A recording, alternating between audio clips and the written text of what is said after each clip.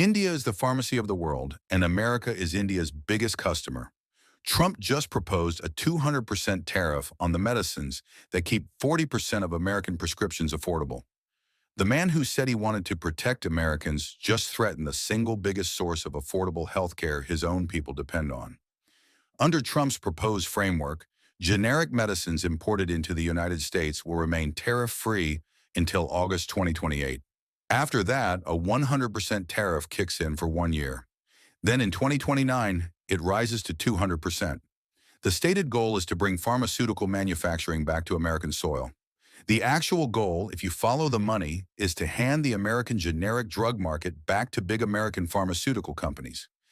The same companies that were charging Americans thousands of dollars for a drug that India makes for just a couple of dollars. Here is what Trump has just targeted. Not a luxury product, but medicines that American doctors prescribe for diabetes, cancer, hypertension, HIV, tuberculosis, mental health disorders, and hundreds of other conditions. 90% of all prescriptions written in the United States are for generic drugs, and a significant share of those generics come from India. The story of how India got here, how a country became the irreplaceable backbone of global medicine supply, is one of the most extraordinary stories of national will, scientific capacity, and generosity. It is also the story of why the world cannot afford to let this tariff stand. The number that says everything. India supplies 40% of all generic drugs consumed in the United States by volume. 1 in 3 prescriptions filled by the United Kingdom's National Health Service is fulfilled by an Indian-made medicine. India produces more than 60% of all vaccines manufactured anywhere on Earth. More than 50% of all medicines used by Doctors Without Borders, the world's most important medical humanitarian organization, to treat HIV, tuberculosis, and malaria comes from India. Every 4 seconds, somewhere in the world, a person swallows a medicine made in India.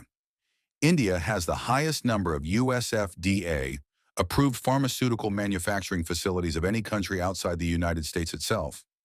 670 facilities that have passed the most rigorous pharmaceutical quality audit in the world, operated by the most demanding regulatory body on Earth, and been found compliant. India did not get here by cutting corners. India got here by building better corners than anyone else could afford. The global generic drug market is worth hundreds of billions of dollars. India's share of it is one of the most important contributions any nation has made to global public health in the 21st century. Wherever in the world you find affordable medicine reaching people who cannot pay branded prices, there is an Indian company somewhere in the supply chain. Why Trump's tariff will backfire. The tariff does not threaten India's pharmaceutical industry. India has the balance sheets, the diversity of markets, the scientific depth, and the strategic flexibility to absorb this.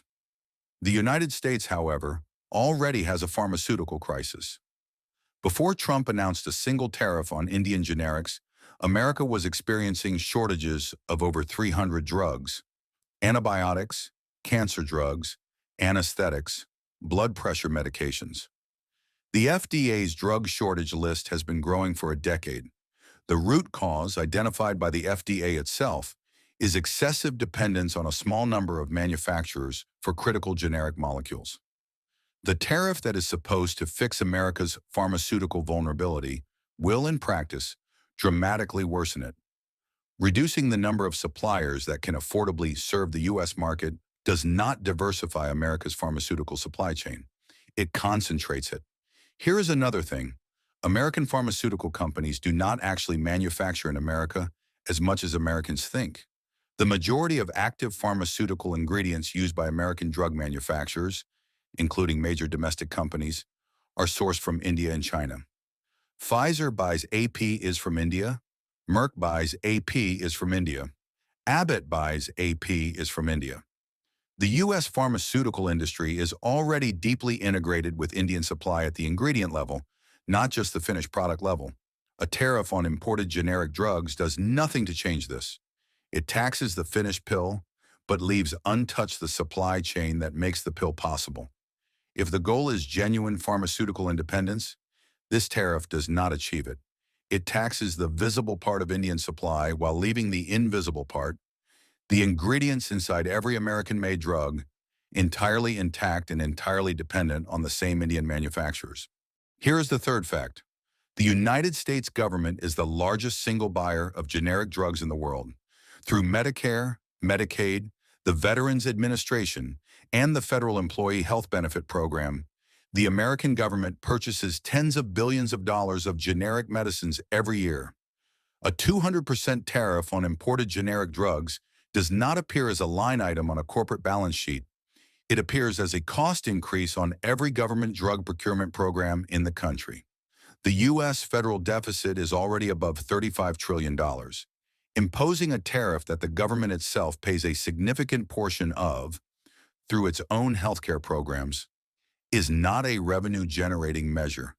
It is a self-inflicted cost increase on an already stretched federal budget paid for by the American taxpayer to benefit the same large pharmaceutical companies that fund political campaigns. Here's the fourth thing. 70% of the world's vaccine supply comes from India. America imports vaccines. If the tariff framework that currently targets generic medicines is extended, as the logic suggests it could be, to cover the biologics and vaccines that India also manufactures, the consequences are not abstract. America experienced vaccine shortages during COVID that the Serum Institute helped resolve. The infrastructure that resolved that shortage sits in Pune. A policy environment that makes Indian pharmaceutical investment in American supply chains more hostile does not build American resilience. It makes India less interested in solving America's next pharmaceutical emergency. Here's the fifth and most damaging thing. India is currently in trade negotiations with the United States. Before this tariff announcement, India was the partner at the table. After this announcement, India is the target at the table. The negotiating dynamics have shifted. India's pharmaceutical industry contributes $9 to $10 billion per year to India's export revenues. The Indian government now faces domestic political pressure to respond. The most obvious response available to India, limiting exports of AP, is that American pharmaceutical companies depend on, or simply allowing Indian companies to redirect their investment and capacity toward the African, Southeast Asian, and South American markets that are growing rapidly, would damage American pharmaceutical supply far more than the tariff damages Indian revenues. India has not done this, but the tariff announcement has made it a domestic political option in a way it was not before. America is not the only buyer in the world. It is just currently the most profitable one.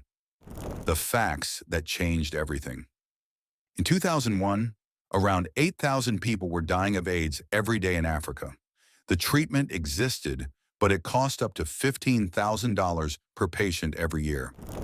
Then Yusuf Hamid, chairman of India's Cipla, changed everything.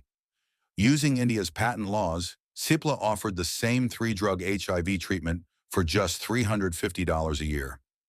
The move sparked a global fight with Western pharmaceutical companies, but the pressure eventually forced them to back down. Within years, the price of HIV treatment collapsed, making it accessible to millions across the developing world. One Indian company had turned a treatment that was out of reach for millions into something they could actually afford. The army of generics that keeps patients alive. Cipla was only the beginning.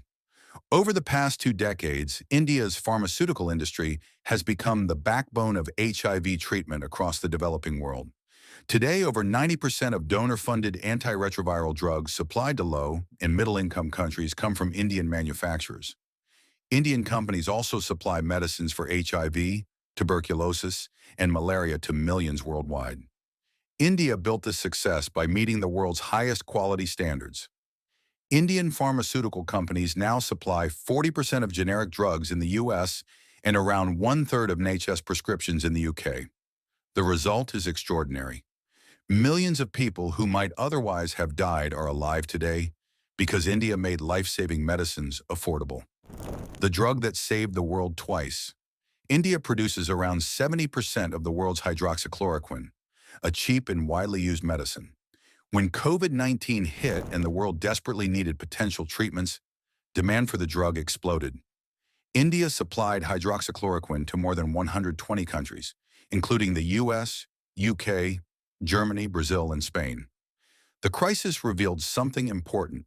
When the world needed medicines quickly and at massive scale, it turns to India. Even patients with lupus and rheumatoid arthritis in the West faced shortages until India resumed exports.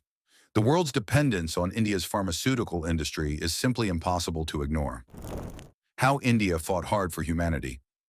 Imatinib is a life-saving drug used to treat chronic myeloid leukemia and several other cancers.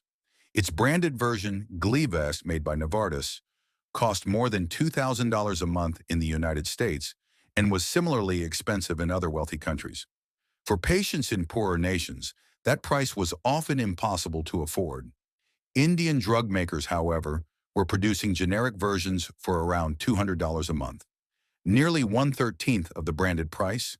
Novartis then tried to extend its patent by seeking protection for a slightly modified version of the same drug.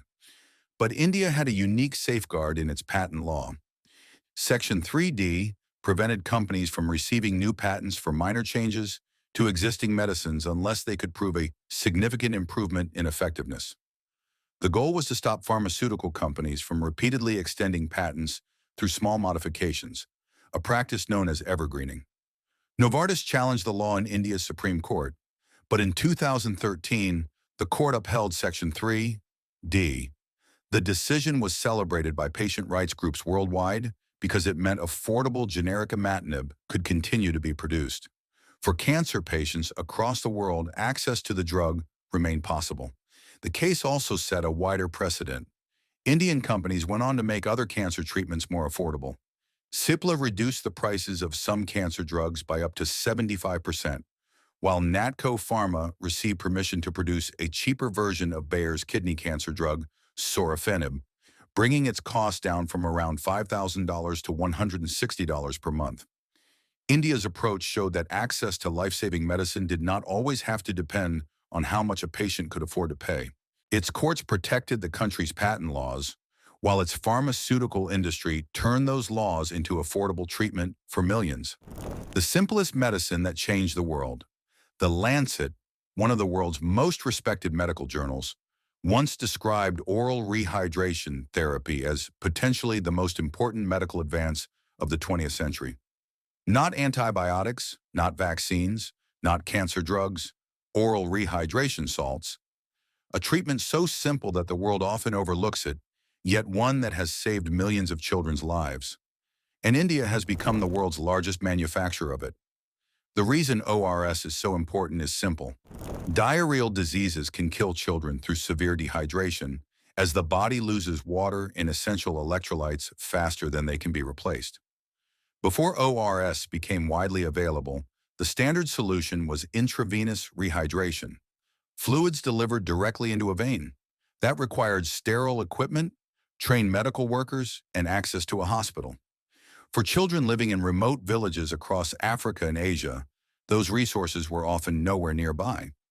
Many died from a disease that could have been treated if they had simply received enough of the right fluids. ORS completely changed that equation.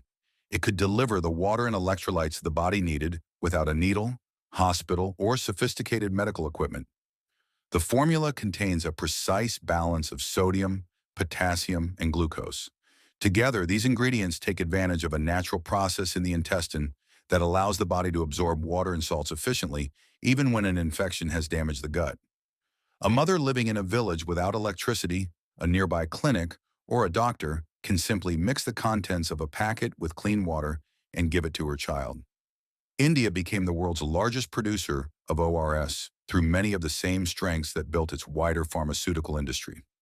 Enormous domestic demand, low manufacturing costs, large-scale production, and the ability to meet international quality standards. UNICEF estimates that ORS helps prevent around 1 million child deaths every year. Before the treatment became widely available, diarrheal diseases were killing roughly 5 million children annually. The remarkable part is the cost. A few cents can provide a treatment that prevents a child from dying. India manufactures the packets at enormous scale, and every year around 1 million children survive because that simple treatment reached them in time. The drug 150 million people rely on. Type 2 diabetes has become one of the fastest growing health crises in the world. In 2023, around 540 million people were living with diabetes globally, and roughly 90% of those cases were type 2. That number is expected to rise to around 700 million by 2045. India alone has more than 100 million people with diabetes, giving it one of the world's largest diabetes populations. For decades, metformin has been at the heart of type 2 diabetes treatment. It is among the most commonly prescribed medicines in the world and one of the oldest diabetes drugs still widely used today. Its ability to control blood sugar has been studied for decades, and its effectiveness is so well established that it remains the recommended first treatment in major medical guidelines around the world. And compared with many modern medicines, it is remarkably inexpensive to produce. India has become the world's largest producer of generic metformin, as well as the active pharmaceutical ingredient, or API, used to manufacture it. Indian pharmaceutical companies supply the drug to patients and healthcare systems across the United States, Europe, Africa, and Asia. A medicine that helps around 150 million people manage their diabetes, reducing their risk of complications such as kidney failure, blindness, nerve damage, heart disease, and premature death, is manufactured in India and supplied globally at a fraction of the prices that existed before generic competition transformed the market. But metformin reveals something much bigger about India's role in global healthcare. India is the world's third largest producer of active pharmaceutical ingredients, the essential chemical components that make modern medicines possible. Indian manufacturers account for around 57% of the APIs on the WHO's pre-qualified list.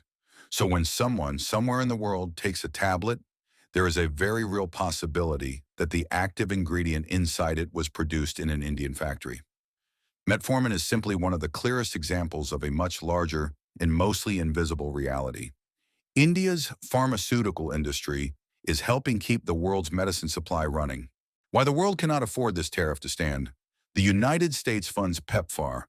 The President's Emergency Plan for AIDS Relief is America's own program, initiated by George W. Bush in 2003, funded by American taxpayers, and widely regarded as one of the most effective pieces of global health policy any American administration has ever executed.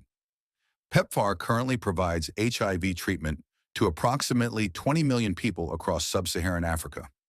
The drugs those 20 million people take every day are Indian generics.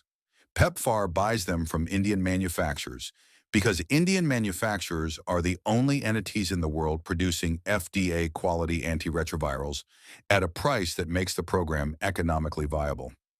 A 200% tariff on Indian generic medicines is, at its logical endpoint, a tax on America's own AIDS relief program. It does not affect just Indian exporters. It affects the cost of every drug PEPFAR procures and the number of patients PEPFAR's fixed budget can serve. The WHO Essential Medicines List contains approximately 450 drugs. The minimum medicines the World Health Organization considers necessary to run a basic healthcare system. India supplies more than half of them, not half of some of them. More than half of the total list, including the most widely needed treatments for infectious disease, chronic conditions, and emergency care. This is not a coincidence of geography. It is the product of the deliberate policy that India made in 1970, sustained through every government since, to be the country that produces what the world needs at a price the world can afford. If the tariff disrupts Indian pharmaceutical investment and capacity by making the American market the most profitable market in the world, financially hostile, the ripple effects do not stay in America. They travel down every supply chain India serves globally. Consider what happened after COVID. The world's attention went to mRNA vaccines, Pfizer, Moderna, the triumph of American biotechnology. What got less attention was the operational reality. The supply of COVID-19 vaccines that reached the developing world between 2021 and 2023 was, overwhelmingly, Covishield, manufactured at the Serum Institute, shipped through Vaccine Maitri, distributed at a price that low-income countries could actually access. 2.5 billion doses. the most administered COVID vaccine in history. The world has already experienced what it looks like when India's manufacturing capability is central to the solution of a global health crisis. The tariff announcement is a policy signal that, in the next global health crisis, India may be a less available partner than it was in the last one. Not because India will refuse to help, but because the investment environment that makes the Serum Institute's scale possible requires the American market to remain commercially viable for Indian pharmaceutical companies. The pandemic preparedness argument runs deeper than COVID. The world will face another pathogen. It is not a question of whether. The speed with which the world can respond to that pathogen depends on the pharmaceutical supply chain that exists when it arrives. The supply chain that exists today has India at its center: the API producers, the generic manufacturers, the vaccine factories, the biosimilar developers. A tariff environment that discourages Indian pharmaceutical investment in American market compliance. The FDA approvals, the quality audits, the regulatory processes that Indian companies have spent hundreds of millions of dollars navigating does not make the world more prepared for the next pandemic. It makes it less prepared. It reduces the number of facilities that meet the international quality standard. It reduces the number of manufacturers that can pivot to emergency production. It reduces the resilience of the one supply chain that has proven under real-world pandemic conditions that it can produce at the scale the world requires. There is one more thing. India's pharmaceutical scientists. The country produces more pharmaceutical chemists, chemical engineers, and biotechnology researchers per year than any country in the world outside China. This human capital is not replaceable in 2 years or 5 years or 10 years. It is the product of an education system, a research culture, and an industrial tradition that has been building for 50 years. If the tariff environment makes it economically irrational for Indian pharmaceutical companies to invest in FDA quality manufacturing, some of that human capital will redirect to other markets. Some of it will redirect to other industries.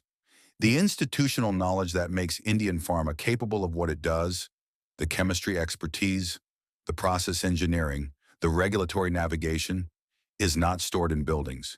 It is stored in people. And people respond to economic signals. What the tariff threatens is the world's access to what India produces. The 40 million HIV patients alive today because of Cipla. The children not dying of dehydration because of Indian ORS packets. The cancer patients in 70 countries accessing imatinib at a price they can afford because of India's Section 3D. The 1.5 billion vaccine doses the Serum Institute produces every year. The insulin diabetics in 120 countries can access because Kiran Mazumdar-Shaw built Biocon from a garage in Bengaluru. India is the pharmacy of the world. It has been quietly for longer than the world has acknowledged. What the world cannot afford is to let a tariff announcement designed to benefit American big pharma disrupt the supply chain that has been keeping the world's sickest and poorest people alive. The case for India does not need to be made by India.